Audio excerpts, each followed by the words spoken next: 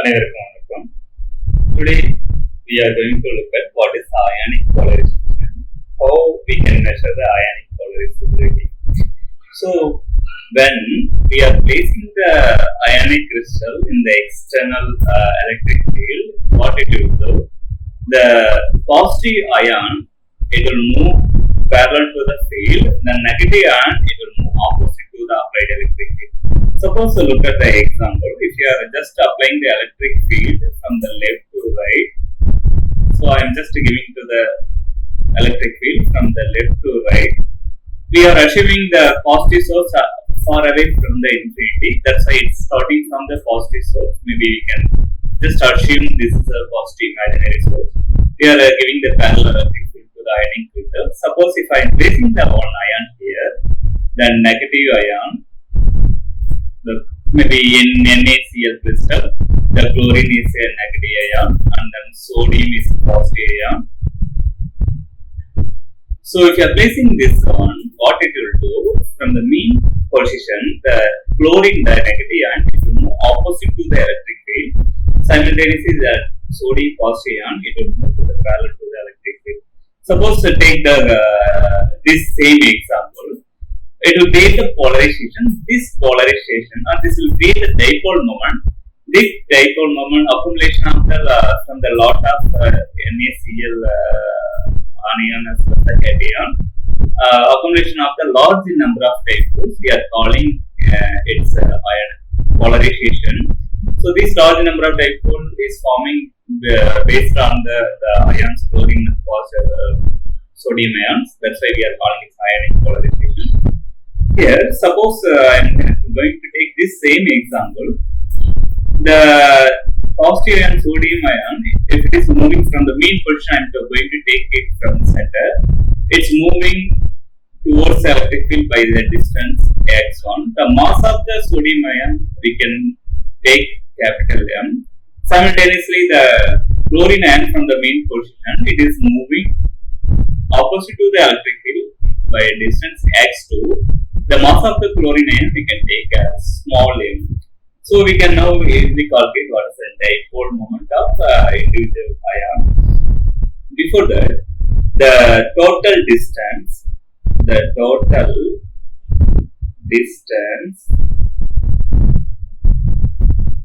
x equal to x1 plus x2. So this is the total charge separation between the, or here you can use the word charge separation. Charge separation.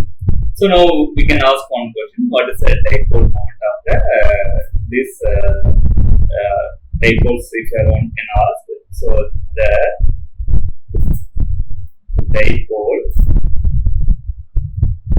moment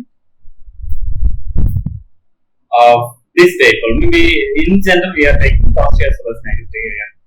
No need of sodium as well as chlorine we are going to take. So dipole moment of this dipole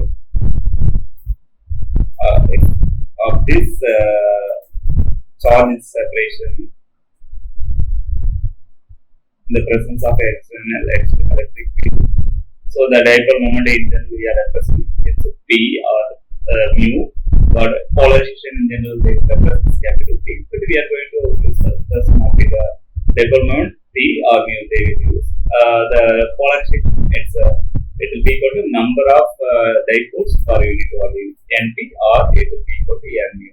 So this is the polarization in general we are calling using the capital P. So the dipole moment is equal to the one of the charge times the separation between these two sodium chloride. So here there is another definition for the dipole moment that will be equal to proportional to the applied electric field, or mu is equal to some constant time applied electric field. That constant I am calling it's alpha. I means ionic. That's why alpha means it's a polarizability constant of the material. So mu equal to alpha I times E. Here alpha I is ionic polarizability.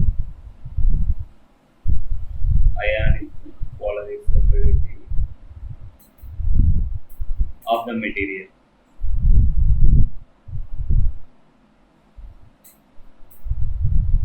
So now what we are going to do means we are just going to take the same configuration. Maybe we can thought once again the same one. So here negative ion, here the positive ion. It's separated by the distance of x. The total separation is x. So the common center is here. The positive ion is displaced by distance x1 of the mass m, capital M. The negative ion displaced from the mean position by x2. The mass of the negative ion is capital M. External field is from left to right. So here one thing we can derive, the force experienced by the positive ion or the restoring force experienced by the positive ion, we can call the restoring force experienced by the positive ion, that will be equal to, maybe you can call this F1 or F plus. In general, the positive ion F plus you can call. In general, by Hooke's law, we will say F equal to Kx. K is the force constant, X is the displacement. Here also it is proportional to the displacement, that is x1. But here the constant force constant experienced by the positive ion, we are calling it's a beta 1.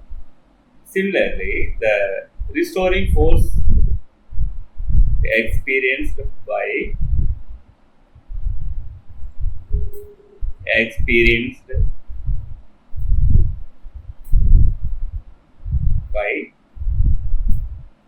negative ion, that will be equal to F minus, because it's negative, that force constant is beta 2 times the displacement x2. Already we know from the force Hooke's law, it is F equal to minus Kf. The displacement is opposite to the restoring force, that is the meaning minus. Anyway, you are just neglecting right now the minus. Anyway, the sign is important, not important for us. Here K is a force constant. In general, the spring mass system already we have studied about the relation between the displacement about the force, the restoring force. Here in general, it's a restoring force. So same way here we expressed for the positive ion restoring force, because it is just we are giving the left to right the field. The positive ion displaced along the field direction. Once if the field is switched off, it will restore into original position. That is called restoring force. That force can be measurable using the Hooke's law. So here K, whatever in general we would like to express, it's a mass time. Or here if this is the mass of the object, mass time omega square. Omega naught square is the frequency of oscillation of the spring. Yes, same manner here we can express the constant force constant experienced by the first particle or positive ion. It will be equal to the mass of the ion times the frequency of oscillation of this the dipole. So similarly, the beta 2, it will be equal to the mass of the negative ion times the frequency of oscillation. Because it's the same dipole, the frequency of oscillation will be same. The restoring force experienced by the positive ion, the F plus, equal to, we arrived at the expression beta 1 times the x1. So it will be equal to beta 1 is the mass of the ion, capital M, times the frequency of oscillation of the dipole times the x1. So from here, in general, this F minus the negative ion restoring force, that will be equal to beta 2 times x2. The beta 2 is small mass time m omega naught square time x2. So this is the two restoring force experienced by the positive as well as negative ion. We know the Lorentz force experienced by the two ion in the presence of external electric field. The Lorentz force experienced by the two ions, it will be equal to F Lorentz force. It will be equal to the charge of the ion times, maybe you can take the positive charge equal to Q plus times the QE. In general, it's the Lorentz force. F equal to the positive ion here, positive ion Lorentz force, that equal to FL equal to Q plus times the external electric field.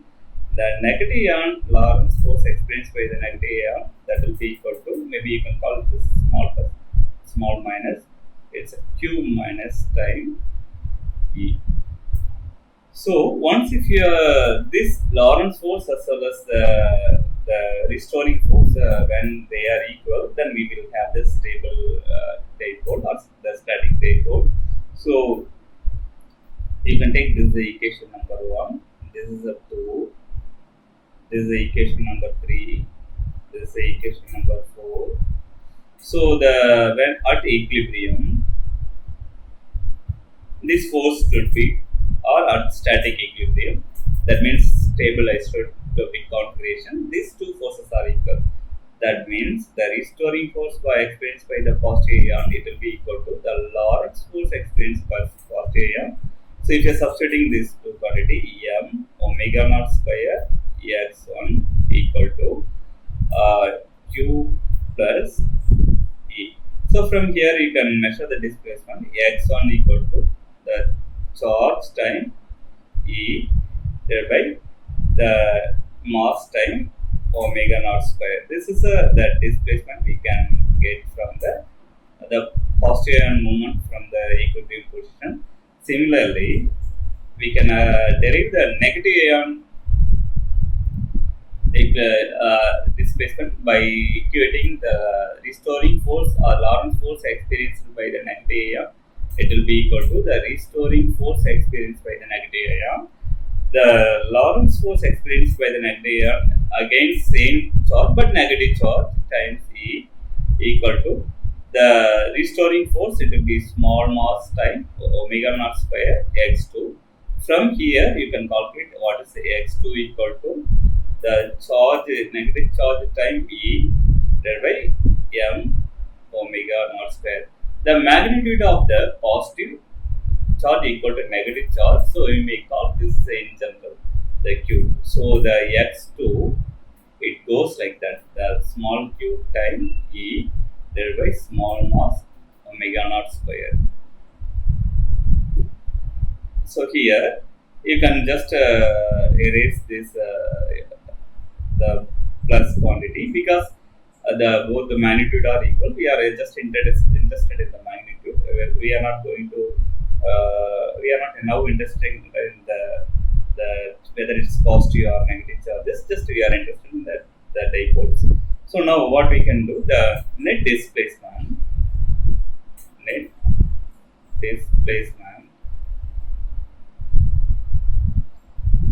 x equal to x1 plus x2, or x equal to, what is the x1 means, it's a q e divided by capital M omega naught square. X2 is q capital E divided by small mass omega naught square.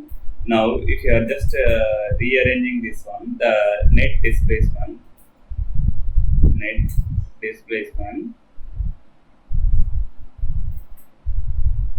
x equal to, we can take q is commonly out, the electric field is commonly out, then omega naught square commonly out. We are having inside, it will be 1 divided by small m, 1 divided by the capital M. From the previous expression, we can arrive this relation.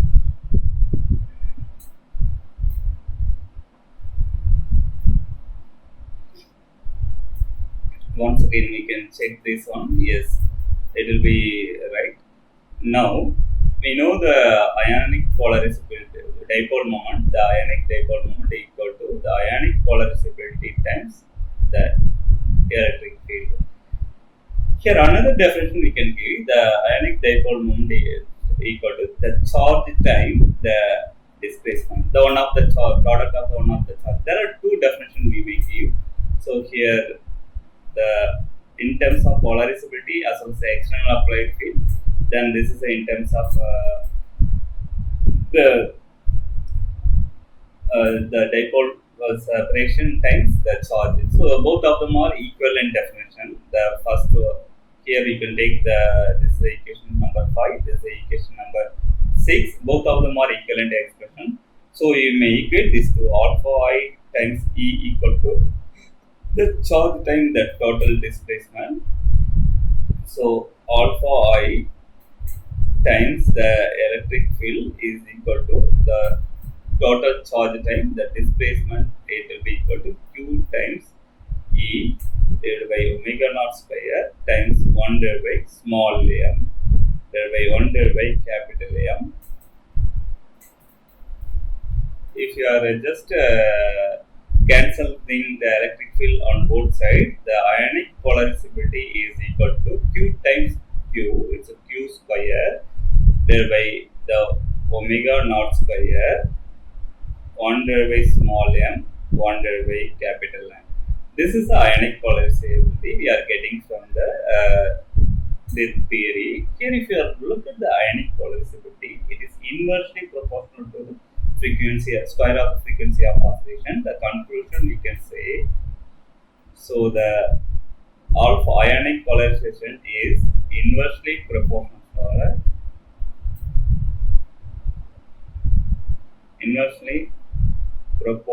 to the square of the frequency of oscillation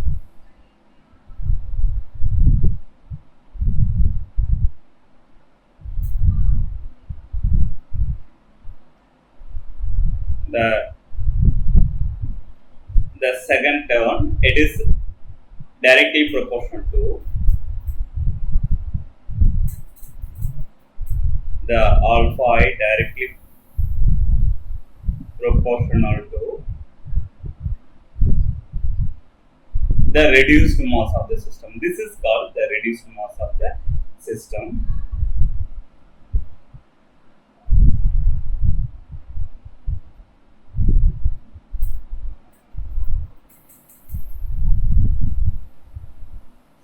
That is 1 divided by small m, 1 divided by capital M. So this is the theory we need to know from the ionic polarization or ionic polarizability. Thank you all.